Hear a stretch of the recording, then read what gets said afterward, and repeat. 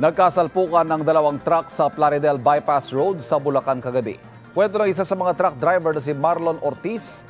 Nangyari aksidente habang palabas sila mula sa bayan ng San Rafael matapos mag-deliver ng asukal. Bumabiyahe raw sila sa tamang lane at katamtamang bilis nang bigla silang salpukin ng kasalubong na truck. Nakatalo naman ang pahinante niyang si Levi Malate bago mahulog ang sasakyan sa katabing bukid. Ay kina Ortiz at Malate, mabilis ang takbo ng nakasalubong nilang truck.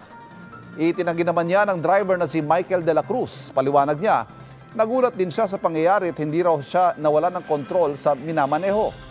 Nagtamo ng sugat ang dalawang driver at ang pahinante.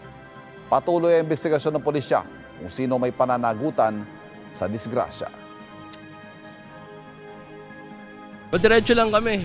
Nung bigla siyang parang nawala niya siya ng kontrol. Parang bigla siyang kumaliwa. Umikot nga siya Nabangga na namin. Diretso lang po ako. Tapos? Sinalubong po ako. Hindi mabilis takbo? Hindi rin po. Hindi ka na ba nilatok? Hindi po. Mga kapuso, para laging una sa mga balita, bisitahin at mag-subscribe sa GMA Integrated News sa YouTube.